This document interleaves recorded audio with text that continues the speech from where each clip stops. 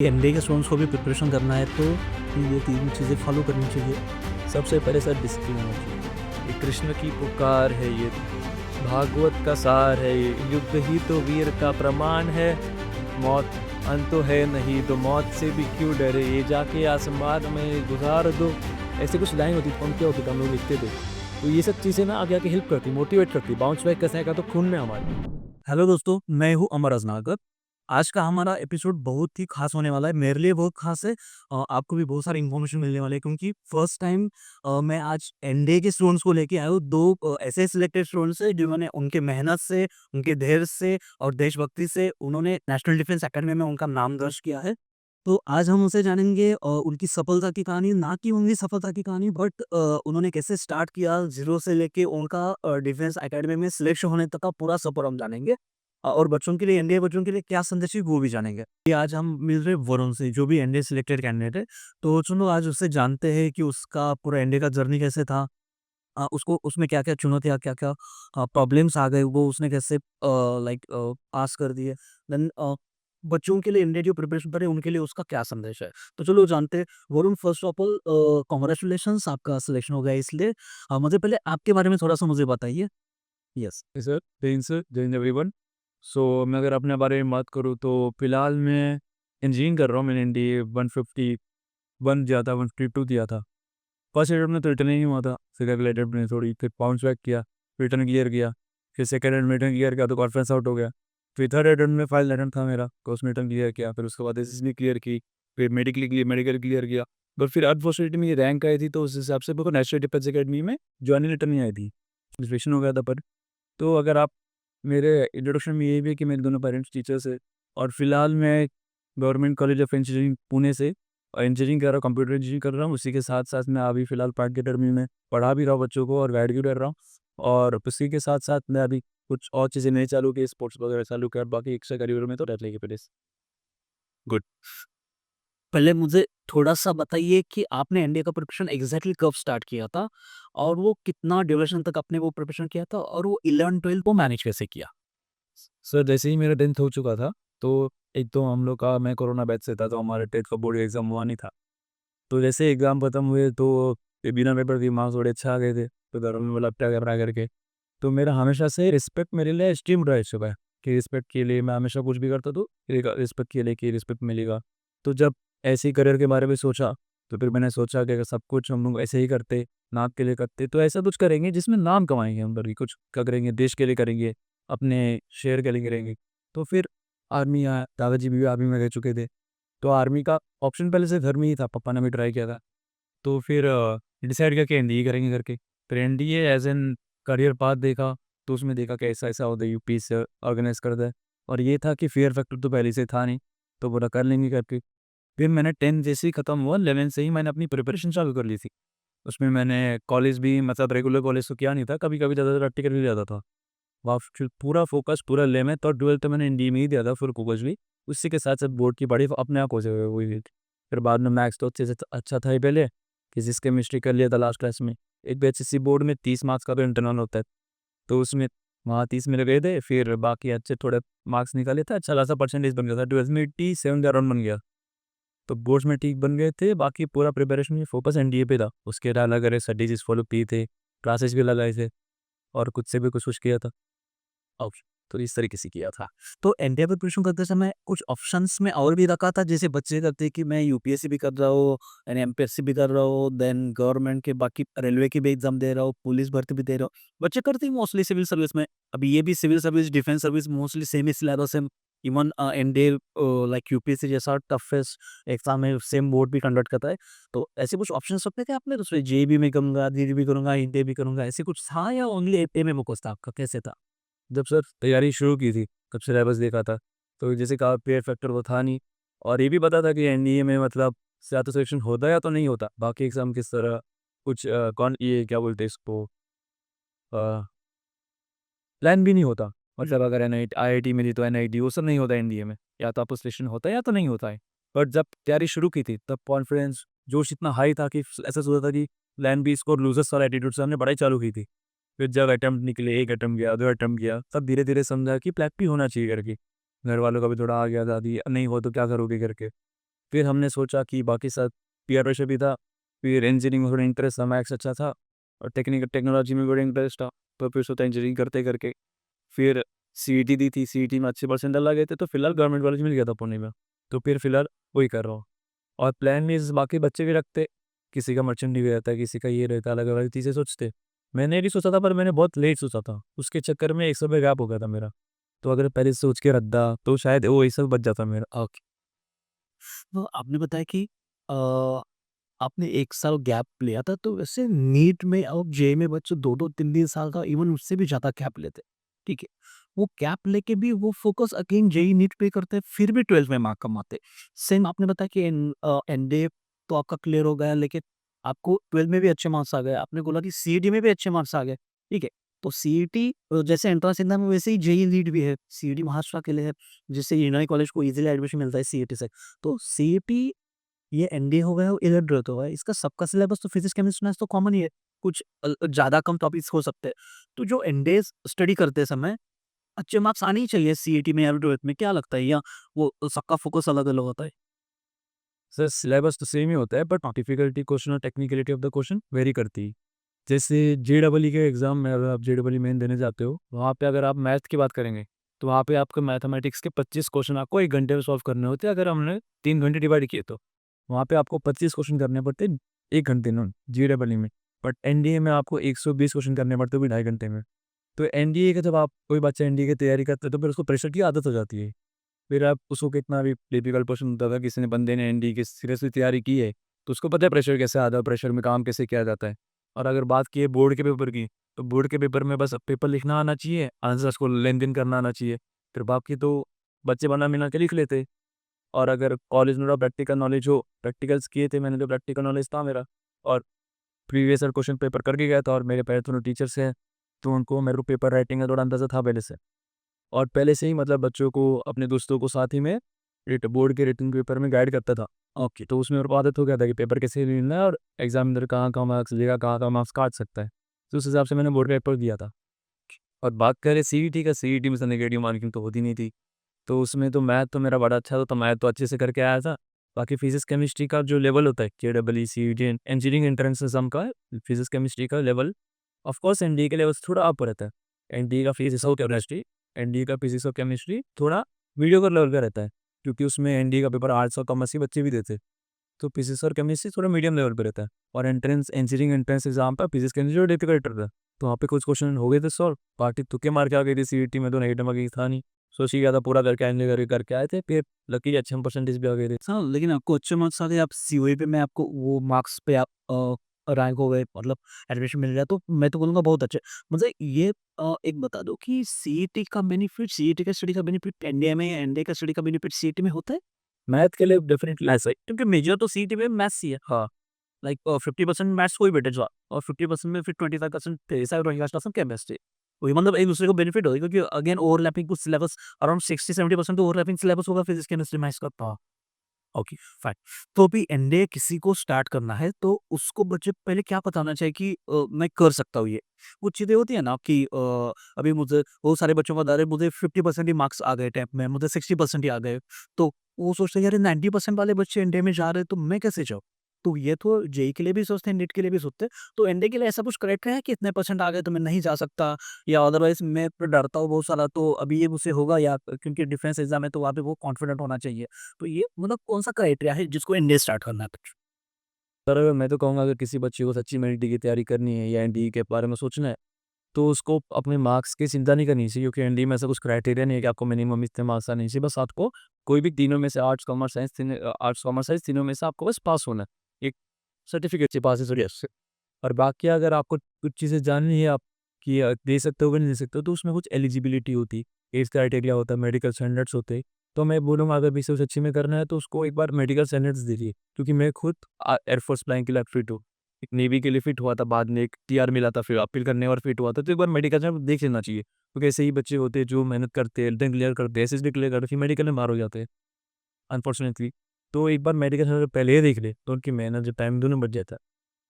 Exactly. Like main तो 2 stages होते हैं, रिटन हो गया, एसएसबी हो गया, लेकिन मेडिकल के तो मार्क्स नहीं होते, लेकिन एलिजिबिलिटी क्राइटेरिया तो है उसका मेडिकल का, ठीक है? तो आपके हिसाब से वो भी थोड़ा-सा बच्चों ने देखना चाहिए। लेकिन बाकी मार्क्स का कोई डिसीज़न, जो हार्ड वर्क करने के लिए रेडी है, जो लाइक पता है उसको कि मुझे यही करना है, तो वो बच्चा ईज़िली कर ईज़िली के। तो अभी अराउंड 2-3 साल से गर्ल्स के लिए भी बैचेस स्टार्ट हो गए, मतलब गर्ल्स भी अभी एनडीए में आ सकते हैं। तो उससे कुछ ऐसा डरने की ज़रूरत है कि अभी कॉम्पिटिशन बढ़ गया, क्योंकि चलो गर्ल्स तो बहुत पहले से ही सिंसियर होते हैं।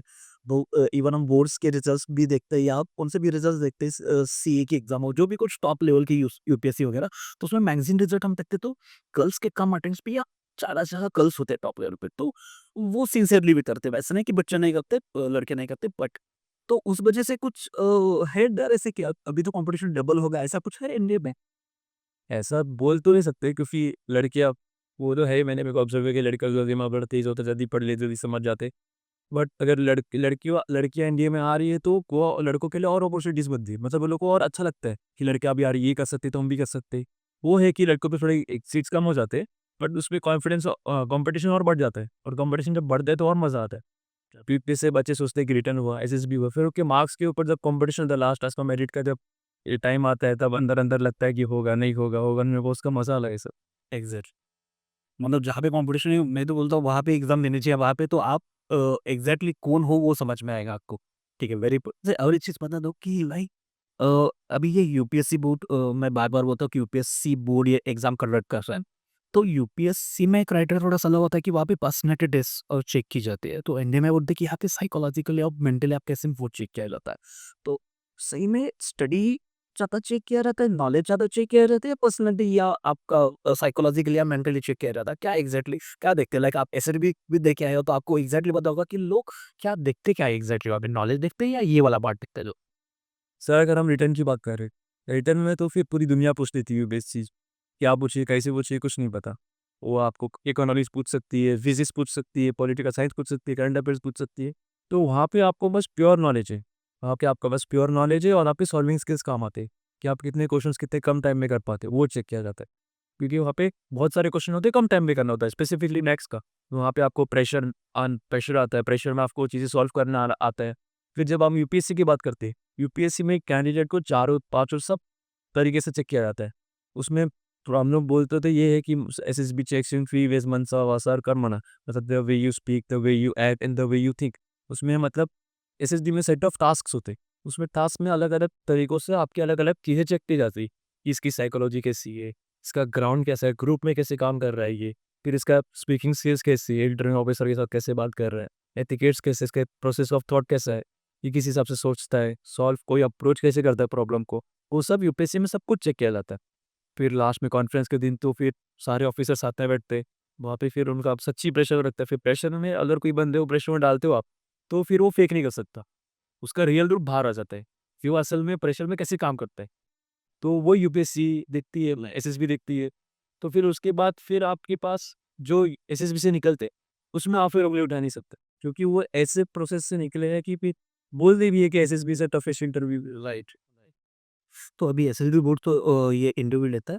मेरे हिसाब से एनडीए और सीडीएस ये 2 ही एग्ज़ाम है जिसका सबसे लेंदी इंटरव्यू चलता है। लाइक 5 डेज़ का आपका एनडीए और सीडीएस का 5 डेज़ का एसएसबी होता है ना आपका 5 डेज़ का प्रोग्राम। तो इतना बड़ा प्रोग्राम होता है तो बच्चे तो क्लासरूम में, ट्यूशन में या घर पे बहुत अच्छे से टेस्ट लिख सकते हैं।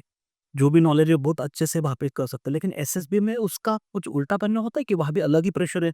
वहाँ पे तो क्लासरूम जैसे एनवायरनमेंट नहीं है, वहाँ पे तो सब मेजर्स या कर्नल्स या वो सब लोग हैं डिफेंस वाले, और वहाँ पे हम डर जा रहे हैं। ऐसा कुछ होता है वहाँ एसएसबी में? सर एसएसबी तो पहले तो बस सीडीएस और एनडीए के लिए नहीं होती, बाकी सारे इंटरव्यू ऑफिसर एक्स रही है, सब एसएसबी होते हैं ऑफिसर इनके के लिए, एक्सेप्ट मेडिकल बैकग्राउंड्स। एग्ज़ैक्ट। और एसएसबी ऐसा नहीं है कि वहाँ पे घर से अलग है, क्योंकि वहाँ पे एसएसबी में आपको नए लोग मिलते हैं, आपके जैसे और लोग मिलते हैं, जो देश के अलग-अलग कोने से आते हैं। तो वहाँ पे एसएसबी में तो मज़े आ जाते हैं, कि कभी कोई किस्सा हो जाता है, कभी किसी के साथ कुछ मज़ा आ जाता है, कभी नए-नए एक्सपीरियंस मिलते हैं, किसी अलग-अलग शहर से, अलग-अलग गाँव से ट्रेडिशन भी आते हैं अलग-अलग, खान-पीन भी आता है अलग-अलग शहर से। और वहाँ पे प्रेशर रहता है, क्योंकि जब इंटरिंग ऑफिसर में स्पेशली या कॉन्फ्रेंस में जब आपके सामने कोई हायर रैंक का ब्रिगेडियर या कर्नल बैठा आपका इंटरव्यू 1 टू 1 क्वेश्चंस पूछ रहा है, तो बड़ा प्रेशर आता है, नर्वसनेस होती है, हर बंदे को होती है। बट वो नर्वसनेस के बावजूद आपको वहाँ पे आंसर देना है, वहाँ पे उनको क्वेश्चंस को प्रॉपर रीज़निंग करके आंसर देना है, सोच समझ के आंसर देना है, तब वहाँ पे एक प्रॉपर कैंडिडेट की सब कुछ चेक किया जाता है। कि प्रेशर में कैसे क्या करता है गाइड। तो वो जो कॉन्फिडेंस जो आता है वहाँ बोलने के लिए, तो कोई नॉलेज से आता है वो कॉन्फिडेंस या वो कॉन्फिडेंट खुद होना चाहिए? आपको क्या लगता है? सर वो कोई भी बंदा ना बिल्ड करता है धीरे, धीरे, धीरे, धीरे। क्योंकि पहले मैं भी इतना नहीं बोल पाता था बच्चों के सामने। फिर मैंने धीरे-धीरे पापा से थोड़ा हेल्प किया, बच्चों को पढ़ाने लगा। फिर धीरे-धीरे 20 लोग को सामने बोला, फिर 30 लोग के सामने बोला। फिर धीरे-धीरे स्टेज परफॉर्मेंसेस किए। फिर उसकी करते-करते अगर कोई बंदा ऐसा करता है, कभी-कभी अलग तरीके की होती है, कोई-कोई आईने में देख के प्रैक्टिस करता है, कोई पेंसिल मुँह में बात रखता है क्लैरिटी के लिए। तो अलग-अलग तरीके से बच्चे इम्प्रूव करते हैं। और ऐसा कुछ नहीं है जिस पे बच्चे इम्प्रूव नहीं कर सकता। नॉलेज तो इनफाइनाइट है। नॉलेज के लिए बंदा कितना भी पढ़े फिर भी कम होता है। तो ऐसा कुछ नहीं है कि आप इम्प्रूव नहीं कर सकता। आपने ये भी मेंशन किया कि आपके इंट्रोडक्शन में आप आपके फ्रेंड्स को भी थोड़ा-सा उनको भी गाइड करते थे। तो मेरे हिसाब से अभी भी आप टीचिंग वगैरह करते हो कहाँ पे? तो मेरे हिसाब से हम दूसरों को जितना एक्सप्लेन करेंगे, दूसरों को जितना बताएँगे, चलो फ्रेंड्स को तो फ्रेंड से ज़्यादा समझ में आता है, टीचर से भी बेटर फ्रेंड को फ्रेंड से समझ में आता है, जब भी कोई बात क्योंकि वो उसके लैंग्वेज में बताता है। तो उससे भी बहुत सारा बेनिफिट होता है मेरे हिसाब से कि हम किसी को पढ़ा रहे और उसको लाइक मैं तो तभी पढ़ा सकता हूँ जब मैं परफेक्ट हूँ उसमें, ठीक है? या मैं कॉन्फिडेंट तभी पढ़ा सकता हूँ। तब वो नॉलेज और हमारी बढ़ती है। ऐसे बोलते हैं कि आप देने से और ज़्यादा बढ़ते हैं, ठीक है? तो उसके रिलेटेड आपको क्या बोलना है? सर बोलते हैं कि knowledge is multiplied when you share it. तो नॉलेज तो मतलब ऐसा ही है कि हम बाँटते हैं, हम एक्सपीरियंसेस बाँटते हैं एसएसजी में। और एसएस भी सबकी एक्सपीरियंस अलग-अलग होती है। किसी की एसएसजी बहुत शानदार होती है, किसी की एकदम बोरिंग हो जाती है। कोई ऐसा भी होता है कि रिजेक्ट हो जाता है बट उसने मेमोरीज़ बनाता है, नए-नए बॉन्डिंग्स बनाता है। मेरे एसएसजी में कितने क्लासमेट्स थे जो हो नहीं पाए थे सिलेक्ट बट उनकी पर्सनैलिटी ऐसी थी कि मुझे भी बहुत कुछ सीखने मिला उनसे। ऐसे भी लोग आते हैं कि लास्ट वाले अटेम्प्ट होते हैं, बहुत सारे अटेम्प्ट देके आते हैं, बहुत सारे एक्सपीरियंस लेकर आते हैं, उनसे बहुत कुछ सीखने मिलता है। और उनकी नॉलेज बाँटने से ऐसा भी है कि उनकी बहुत प्रैक्टिस होती है। जैसे अगर अभी मैं ज्योग्राफी पढ़ाता हूँ किसी को, तो मेरी ज्योग्राफी वापस रिवाइज़ होती है, जो मेरे को आगे सीडीएस एग्ज़ाम्स में हेल्प होगी। क क तो आपकी शॉर्ट में आपको पूछूँ कि आपकी एनडीए की स्ट्रैटेजी एग्ज़ैक्टली कैसी थी? मतलब आपने किसको ज़्यादा फ़ोकस किया था? कैसे शक की थी आप? जब मेरी 10th हुई थी, तब मेरी मैथ अच्छी थी, बट मेरा सोशल साइंस साइड है, हिस्ट्री, ज्योग्राफी वगैरह, मेरे वो इतनी अच्छी थी नहीं। तो स्टार्टिंग मुझे दिक्कत आई थी कि हिस्ट्री नहीं हो रही, ज्योग्राफी नहीं हो रही करके। तो फिर मेरा जो फर्स्ट अटेम्प्ट था, तो मैंने ऐसे डिसाइड किया था कि मैं हिस्ट्री और ज्योग्राफी छोड़ के जाऊँगा। थोड़ी कैलकुलेशन की थी हमने दोस्तों ने रफ में कि हिस्ट्री तो इतने मार्क्स आ रहे थे जी, फाइनल बैठे जी, उतना बैठे छोड़ के जाके करके। और मैथ्स में था अंडर कॉन्फिडेंस कि मैथ्स में खींच लेंगे 300 मार्क्स अरे 150 तक तो खींचना पड़ेगा करके, अगर हिस्ट्री ज्योग्राफी जैसे सब्जेक्ट छोड़ के जा रहे तो। तो जब पहला अटेम्प्ट दिया था, तब रिटर्न तो हुआ नहीं था, बट मार्क्स बहुत क्लोज़ बन गए थे कट ऑफ के। ओके। तो कॉन्फिडेंस आया गया था कि हिस्ट्री ज़रूर छोड़ के हो तो सकता है करके। तो अगला अटेम्प्ट दिया, तब वापस हिस्ट्री ज़रूर छोड़ के गए थे हमने। पर उसमें क्या हुआ था, उसमें एक तो हम लोग ऐसा होता है कि ट्रेंड के हिसाब से एनडीए जो 2 होता है, एनडीए का सेकंड पेपर एनडीयू के फर्स्ट पेपर से हम लोग बोलते हैं कि थोड़ा वेरी करता है, डिफ़िकल्टी कम ज़्यादा होती है। तो जो अगला पेपर था उसका मैथ्स था थोड़ा ईज़ी आया था। तो उसमें मेरे मैथ्स में अच्छे खासे मार्क्स मिल गए थे, 150 और टच कर गए थे। ओके। तो फिर मेरा अच्छा खासा कट ऑफ तो क्लियर हो गया था, आसानी से हो गया था। अराउंड 400 मार्क्स बन गए थे मेरे, 390 उससे चेक किया था बाद में था। तो क्लास में बात फैला दी थी कि हिस्ट्री ज्योग्राफी करो मत, कोई मत करो करके। बट फिर कॉन्फ्रेंस आउट हो गया था। फिर उसके बाद शायद वही एक कारण बना जिसकी वज़ह से मैं आज एनडीए में नहीं गया शायद। अगर थोड़ा हिस्ट्री और ज्योग्राफी कर लेता, तो शायद और मार्क्स बनते लास्ट अटेम्प्ट में। क्योंकि लास्ट अटेम्प्ट में मेरे कट ऑफ जस्ट क्रॉस हुआ था और उसका मेरे को अंदाज़ा आ गया था कि आगे मेरिट में दिक्कत होने वाली है करके। तो मेरा था कि एसएससी में कितने मार्क्स खींच सकता हूँ उतने खींचूँगा करके, पर जितना हुआ उतना हुआ कि तो ये इसमें भी लिमिट है, ठीक है। हाँ, तो ये तो आपने स्ट्रैटेजी मुझे बताई है, लेकिन बच्चे जो प्लान करते हैं, बच्चे डायरेक्टली प्लान करते हैं कि अभी फर्स्ट अटेम्प्ट में ये क्लियर करूँगा, सेकंड अटेम्प्ट में ये क्लियर करूँगा क्योंकि उनको कुछ ऐसे सुनने को मिलता है कि जो कि कुछ टॉपर बच्चे आते हैं, वो बोलते हैं कि फर्स्ट अटेम्प्ट में प्रीलिम क्लियर कर दिया, सेकंड अटेम्प्ट में मैंने एसिड भी क्लियर कर दिया। तो उनका भी ऐसा कुछ होता है कि मतलब वो ट्रायल अटेम्प्ट देते हैं बहुत सारे बच्चे, मैं देखता हूँ, ठीक है। इवन यूपीएससी के भी, एनडीए के भी, सीडीएस के भी, तो बच्चे बोलते हैं कि मैं एक अटेम्प्ट दे के देखता हूँ, ठीक है। तो वैसा करना सही है? सर अगर हम ऑनलाइन प्लेटफ़ॉर्म्स की बात करें जैसे यूट्यूब है, उसमें ना फ्री नॉलेज बहुत अवेलेबल है। बट इतनी ज़्यादा अवेलेबल है कि उसको हम लोग छाँट नहीं सकते, कि कौन-सी यूज़फुल है, कौन-सी यूज़फुल नहीं है। तो बच्चे जैसे अटेम्प्ट्स को सोचते, तो जब अटेम्प्ट्स निकलते ना समझते नहीं कि कब अटेम्प्ट निकल रहे करके। अब मेरे को याद है कि फर्स्ट अटेम्प्ट दिया था, थर्ड अटेम्प्ट में आ गया था कि समझ आ नहीं था। लास्ट अटेम्प्ट तक पहुँच जाते समझता नहीं है। तो मैं तो कहूँगा कि हर अटेम्प्ट को लास्ट अटेम्प्ट समझ के ही दिया करो। Exactly, exactly. कि इसके बाद अटेम्प्ट नहीं मिलने वाला। लिमिटेड अटेम्प्ट से तो वो उसका प्रॉपर यूज़ कर रहा हो, बड़ी फर्स्ट अटेम्प्ट, लास्ट अटेम्प्ट वही। और फिर टाइम भी तो होता है। खैर अटेम्प्ट कितने भी हो बट टाइम भी तो आपका उतना टाइम भी है, इवन 11-12 भी मैनेज करना है, 11-12 मैनेज करता है। तो मैं तो वही करूँगा हर अटेम्प्ट में अपना लास्ट अटेम्प्ट समझ के ही ऊपर कर लो। ठीक, आपका फेवरेट सब्जेक्ट कौन-सा था इसमें? Sir favourite subject obviously maths था। मैथ्स था। और ऐसा तो बहुत बेनिफिट हुआ होगा आपको, मेजर सब्जेक्ट में डेला मैथ्स ही है। और की वजह से तो रोटेड मार्क्स कम मैथ्स ही हो गया, हेड मार्क्स मैथ्स ही आपको। हाँ, ओके, तो उसके लिए बेनिफिट हो गया। उसका बेनिफिट हो गया था, मेरे रिटर्न अरब से हो गए। तो फिजिक्स में भी कैलकुलेशन सॉल्व करने के लिए, लाइक प्रॉब्लम सॉल्व करने के लिए होता होगा जहाँ। हाँ, फिजिक्स जब ओके, ठीक है। बीच सब्जेक्ट कौन सा था आपका फिर? हिस्ट्री ज्योग्राफी थोड़ा और ह्यूमैनिटीज के सब्जेक्ट्स थोड़े से ह्यूमैनिटी मतलब आपने फोकस नहीं किया इसके, फोकस पढ़ना। 10th में जिसको अच्छे मार्क्स मिलते हैं, दूसरा ह्यूमैनिटी वीक नहीं है, तो उसका ऐसा है कि अभी 10th तक हो गया, अभी ये यहाँ पे छोड़ दो, अभी बोलते फिजिक्स केमिस्ट्री मैथ्स में साइंस की तरफ झुकना है मुझे, अभी ये आर्ट की तरफ नहीं झुकना। वो थोड़ा सा माइंडसेट रहता है, मैं माइंडसेट नहीं बोलूंगा, लेकिन फिजिक्स केमिस्ट्री मैथ्स थोड़ा सा पास होता है जब 11th 12th में होते हैं। Anyway, no problem. ओके, तो बुक्स हो गए, टेस्ट हो गए, मॉक टेस्ट हो गए, देन आपके करंट अफेयर हो गया। इसमें किसको कितना वेटेज देना चाहिए, या सब इम्पोर्टेंट, या सबसे ज़्यादा क्या इम्पोर्टेंट है इसमें?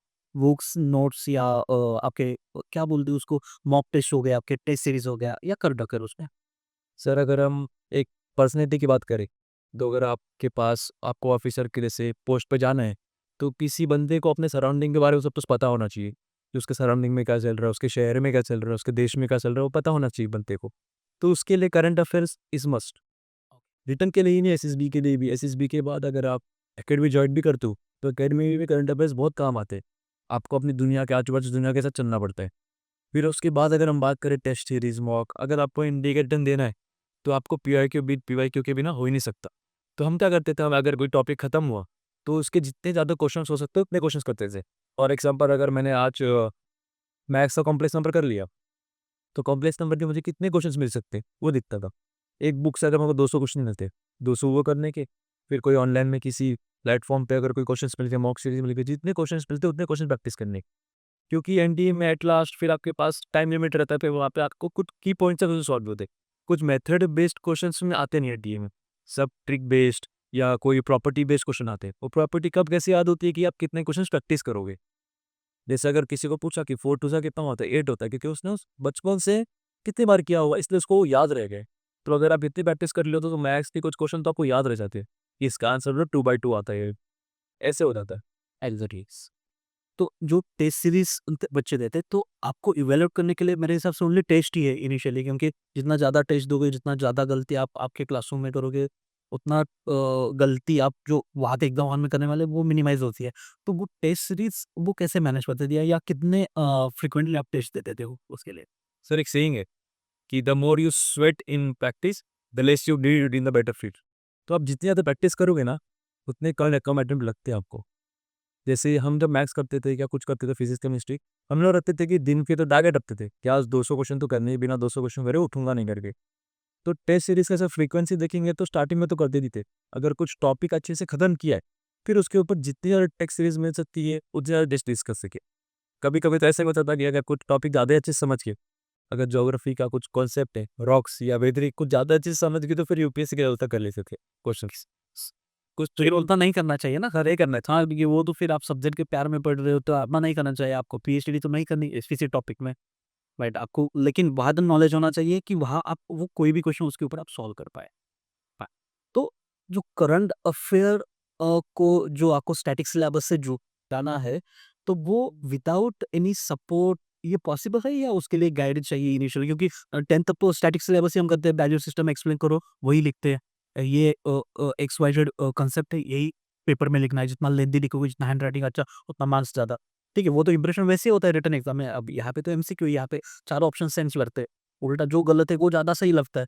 ठीक है, यहाँ पे तो अलग है, यहाँ पे थिंकिंग बहुत फास्ट आपको करना पड़ेगा। देन ये भी कि आपका कितने फास्टली आप रीड करते हो, कितना फास्टली डिसाइड करते हो कि ये सही है, और वो छोड़ना भी है, वो करना भी है सॉल्व, वो भी इम्पोर्टेंट इसमें होता है। वो छोड़ के आगे जाना है या वहाँ पे रुकना है। ठीक है, अभी ये सब चीज़ में करंट अफेयर का बहुत बड़ा रोल है। इफ क्वेश्चंस आपको डायनामिक करंट अफेयर भेज सकते हैं, तो वो बच्चों को विदाउट एनी गाइड पॉसिबल होता है ये कनेक्ट करना, क्योंकि 10th के बाद के बच्चे होते हैं तो। सर एक बार मैं स्टार्टिंग में तरीका समझ गया ना कि कोई न्यूज़ को एनालिसिस कैसे करना है। जैसे अगर कोई न्यूज़ है कि यूएसए ने टैरिफ लगाए बाकी कंट्रीज़ हैं, तो उसके बारे में फिर थोड़ा हिस्ट्री पता होनी चाहिए कि टैरिफ होता क्या है, कौन-कौन सी कंट्री पे लगा है, क्यों लगा है, बाकी कंट्री उसको टैकल कैसे कर सकती है। तो एक न्यूज़ को पकड़ के उसके अराउंड एनालिसिस करना आना चाहिए। एक बार अगर बच्चे को समझ गया कि एनालिसिस कैसे करते हैं या न्यूज़ को काटते कैसे, न्यूज़ को पढ़ते कैसे, फिर उसको एक अपना फ्लो मिल जाता है बाकी न्यूज़ पढ़ने का। स्टार्टिंग में थोड़ा उसको समझाना पड़ता है क्या ऐसे-ऐसे करना है करके। आपका इसमें रोल मॉडल कोई था डिफेंस में कि लाइक आपको डिफेंस में ही आना है, ऐसा कुछ रोल मॉडल था उसमें या कोई हीरो या ऐसा कुछ? सर फिलहाल रिसेंटली मेरे एक रोल मॉडल बने हैं कि परमवीर चक्र विक्रम बत्रा थे। उनकी भी थोड़ी बैकग्राउंड में थोड़ा सिमिलर है, वो पालनपुर के थे और उनके दोनों पेरेंट्स टीचर्स थे। फिर उन्होंने भी ग्रेजुएशन के बाद ही एग्ज़ाम दिया था जो भी टुंडा में। तो उनको मैं थोड़ा रिलेट करता हूँ और उनका भी थोड़ा मतलब लिवलीनेस थोड़ा उनका और मेरा सेम है। मेरे को ऐसा लगता है कि मैं भी उनके थोड़ा दिल जा रहा हूँ करके ये क फितूर रहता है ढूँढने का, फिरने का, दिल मांगे मोर वाला एटीट्यूड, यस। तो उनका जो थोड़ा फॉलो करने वाला। एनडीए और बाकी जो ऑप्शन दूसरे जेईई, नीट वगैरह या बाकी कुछ भी हो, एज लेने के बाद मुझे ये जॉब करना है, आईटी जॉब करना है या मुझे कुछ स्टार्टअप स्टार्ट करना है या जो भी कुछ है। तो बाकी करियर ऑप्शन और एनडीए इसमें आप मतलब कैसे आपने डिसाइड किया कि मुझे एनडीए ही करना है? सर आप जब भी सोचते हो मुझे डिफेंस में जाना है, तो वैसे ही आप बाकी सब लोगों से अलग हो जाते हैं, कि खुद को डिफरेंशिएट कर लेते हो। तो उसमें आपको खुद को कुछ क्वालिटीज़ दिखती है आप में, कि मैं बाकियों से अलग हूँ, मैं बाकियों से ज़्यादा बेटर डिसीजन ले सकता हूँ। मेरे पास कुछ लीडरशिप स्किल्स है। मैं अब जैसे अगर कोई हम लोग बाहर जाते हैं, तो वहाँ पे सारे डिसीजंस मैं लेता हूँ, कि बाकी सबसे पूछ के लेता हूँ बट सब लोग मेरे सुनते हैं। अगर ऐसी कुछ क्वालिटीज़ रहती है आप में तो फिर आप डिसीजन लेते हो और ये डिसीजन अगर वो डिफेंस स्पिरिट है तो उसको बहुत जोर से लेना, लूट से लेना पड़ता है, सोच के लेना पड़ता है कि मैं ये करने लायक हूँ और कर सकता हूँ। और अगर आपने डिफेंस सर्विसेज के एग्जाम्स के लिए प्रिपरेशन अगर मेहनत की है, तो मेहनत कभी वेस्ट नहीं जाती। वो मेहनत कहीं न कहीं और काम आ जाती है। जैसे हमारे केस में जैसे मैंने एनडीए की तैयारी की थी, उसका काम मुझे सीईटी में आ गया था। फिर एनडीए के लिए मैंने जितनी हॉबीज़ डेवलप की थी, वो हॉबीज़ अगर अब कॉलेज में काम आ रहे हैं बाकी सारे इवेंट्स के लिए, तो जितनी भी अगर आप मेहनत करते हो, कोई डिफेंस सर्विसेज के लिए अगर मेहनत कर रहे हो, तो आप जो मेहनत कर रहे हो, जो चीज़ आप में इम्प्रूव कर रहे हो, वो आपके डिफेंस में अगर नहीं भी हो, तो कहीं और ना कहीं काम आ जाती है। मेहनत करनी वाया ही जाती है। Exactly, exactly. तो एनडीए में जो फॉर्म भरते समय हमें प्रेफ़रेंस देने होते हैं वहाँ पे लाइक आर्मी, नेवी या एयर फोर्स, तो आपकी प्रेफ़रेंस वो क्या था? जब से मैं कॉन्फ्रेंस आउट हुआ था, तब मेरी प्रेफ़रेंस थी एयरफ़ोर्स, क्योंकि मेरा हमेशा से थी अगर कुछ डेली सर्विस जस्ट जॉइन करना है तो कुछ हट के करना है। तो पायलट बनेंगे, फाइटर पायलट उड़ाएँगे, मिग-23 ये सब ये सब दीवाना था। फिर धीरे-धीरे सब पेपर-वेपर दिया था, एलिजिबिलिटी देखी थी, तब समझ आता था कि मेरे को चश्मा है करके। चश्मा था मुझे, तो फिर बाद में एक अटेम्प्ट दिया था, एएफएस भी गया था मैसूर, एएफएस भी सेकंड एफएस मैसूर गया था 31 जुलाई 2023 को। तब फिर कॉन्फ्रेंस आउट हो गया था, पर तब समझ गया था कि चश्मा है तो पायलट तो हम बन नहीं सकते। तो फिर अगले पास मेरे पास ऑप्शन था कि मैं एयरफोर्स में ग्राउंड ड्यूटी के लिए भी जा सकता हूँ या आर्मी के लिए जा सकता हूँ या नेवी के लिए जा सकता हूँ। तो फिर सेकंड में थोड़ा फैमिली बैकग्राउंड आर्मी का ही था, तो घर पे थोड़ा डिस्कस किया कि क्या करूँ करके। तो फिर घर वालों ने बोला कि आर्मी के लिए ट्राई कर इस बार तक। तो फिर प्रेफ़रेंस चेंज की थी मैंने, फिर सेकंड लास्ट अटेम्प्ट मैंने फिर आर्मी में दिया। आर्मी का प्रेफ़रेंस रखा था, फिर इलाहाबाद से रिकमेंड हुआ था। तो ऐसा नहीं है कि आप कुछ सर्विस अगर सोच लिया तो वही सोच की, राइट? फिर ज़िंदगी फिर कैसा रोड नहीं आ रही है समझता नहीं, कल प्रेफ़रेंस तो बस वही है कि शुरुआत कहाँ से करनी है। ओके। तो लेकिन आपको एयर फोर्स पहले से पसंद था, लेकिन अगेन वो डिफेंस सर्विस है, एयर फोर्स हो, नेवी हो या वो भी हो, ठीक है। लेकिन फिर भी आपका फर्स्ट ऑप्शन पहले एयर फोर्स था, सेकंड आपका नेवी और थर्ड आर्मी था आपका का। ओके, फिर मैंने नेवी पे शिफ्ट किया था अगले। ओके, फिर नेवी पे शिफ्ट किया, आर्मी पे शिफ्ट किया। ओके, तो आपके स्टडी की गलती में से एक गलती हमें ऐसे बताओ कि जो अभी के बच्चों ने नहीं करनी चाहिए।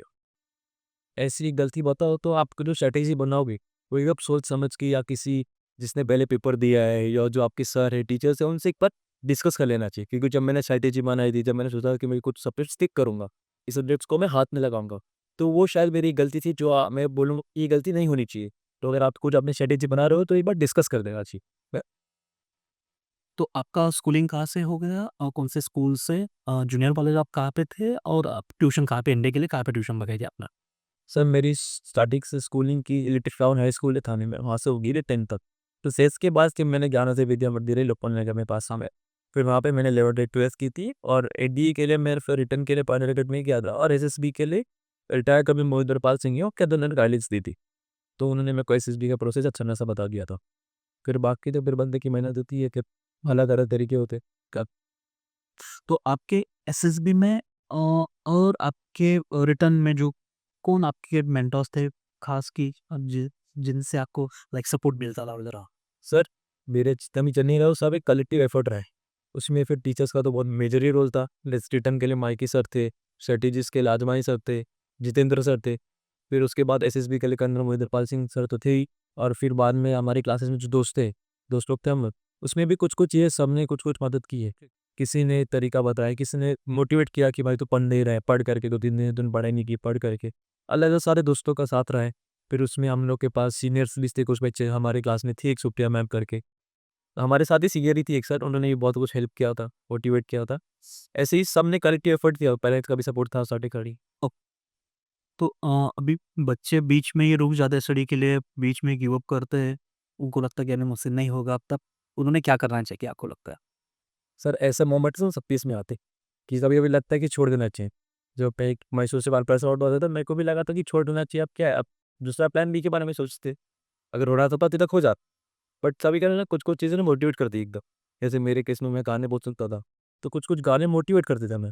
तो वैसे ही या कोई आदमी मोटिवेट करता है, कोई इंसान मोटिवेट करता है, पापा हो सकता है, दोस्त हो सकता है, मम्मी हो सकती है, बहन हो सकती है। तो ऐसे कुछ लोग अपनी लाइफ में रखने चाहिए, जो आपको बरोबर टाइम पे आपको हिट करे, कि जैसे आप सोचे कि छोड़ देना चाहिए, नहीं, तू कर सकता है। ऐसे टाइम पे कुछ-कुछ आते। तो ऐसे कुछ लाइन भी होते थे कि ये कृष्ण की पुकार है, ये भागवत का सार है, युद्ध ही तो वीर का प्रमाण है, मौत अंत तो है नहीं, तो मौत से भी क्यों डरे, ये जाके आसमान में गुजार दो। ऐसे कुछ लाइन होती थी, पंक्तियाँ होती थी, हम लोग लिखते थे। तो ये सब चीज़ें ना आगे आके हेल्प करती, मोटिवेट करती, बाउंस बैक कर जाएगा तो खून है हमारे। तो अभी फाइनली मुझे एक बता दो कि एनडीए के स्टूडेंट्स को भी प्रिपरेशन करना है, तो उनके लिए ऐसे कौन से 3 चीज़ें रहेंगी आपको कि उन्होंने ये 3 चीज़ें फॉलो करनी चाहिए, जो एनडीए प्रिपरेशन कर लिए बच्चे, अभी नए-नए एनडीए में आ रहे हैं? सबसे पहले सर डिसिप्लिन होना चाहिए। डिसिप्लिन यही थी कि रोज़ सुबह उठना है, ये डिसिप्लिन नहीं होता। डिसिप्लिन मतलब आपको हर चीज़ में डिसिप्लिन दिखाना है, कि अगर आप किसी आदमी से बात भी कर रहे हो, या कोई जो आपसे बड़ा है, कोई आपसे छोटा है, किस तरीके से बात कर रहे हो, आप अपने पॉइंट्स को कैसे रिप्रेज़ेंट कर रहे हो। आप अगर कहीं जाते हो तो आप अपने घर को, अपने शहर को रिप्रेज़ेंट करते हो वहाँ पे। तो आपको डिसिप्लिन हर जगह में दिखा है। फिर आपके पास पैशन होना चाहिए। अगर आप आर्मी जैसे स्टीम ऑर्गेनाइज़ेशन में अगर आपको काम करना है, तो आप एक जुनून होना चाहिए, पैशन होना चाहिए। तो ये 2 चीज़ तो मस्ट है। और तीसरी चीज़ है कि मैं बहुत एनडीए स्टूडेंट में देखता हूँ कि वो बहुत सीरियस हो जाते हैं, डेस्परेट हो जाते हैं कि एनडीए थोड़ा लिवलीनेस होना चाहिए बंदे में खरा। थोड़ा मस्ती मस्ती मौला होना चाहिए बंदे। नहीं तो अगर मस्ती मौला नहीं होता फिर मज़ा नहीं होता। ऐसा भी होता है कि कभी-कभी ऐसे कुछ ऑफ़िसर सब बनते हैं, जो एकदम दिल जले होते हैं, मतलब उनको मतलब मज़ा आ जाता है ऐसे लोगों से। तो थोड़ा बहुत लिवलीनेस, थोड़ा मस्ती मज़ाक होना चाहिए बंदे में। क्योंकि जर्नी लॉन्ग है, तो उसमें वो आपको कंटिन्यूटी रखने के लिए आपको आपको खुद को मोटिवेट करने के लिए कुछ चीज़ें होनी चाहिए आपके अंदर। Okay, very good.